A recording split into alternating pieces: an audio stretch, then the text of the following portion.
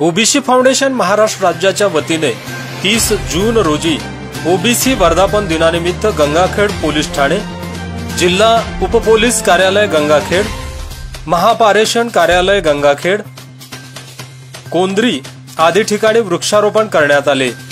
यावेळी गंगाखेड पोलीस ठाण्याच्या पोलीस निरीक्षक वसुंधरा बोरगावकर, ओबीसी फाउंडेशनचे प्रदेश अध्यक्ष लक्ष्मण लटपटे आदींची प्रमुख उपस्थिती होती।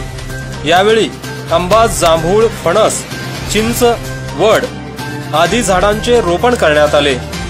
या प्रसंगी ओबीसी वडार समाज मराठवाडा अध्यक्ष माधव इंगळे, महापारेषणच्या कर्मचारी आरती लटपटे, स्वामी रकमाजी मोठे, ओबीसी सरपंच संघटना परभणी जिल्हा अध्यक्ष भगीरथ फड, ओबीसी तालुका अध्यक्ष तुकाराम घरजाळे, संपादक भागवत जलाले, रोहिदास लांडगे, पोलीस कर्मचारी जावेद खान, ओबीसी सचिव राहुल इंगळे आदी उपस्थित होते।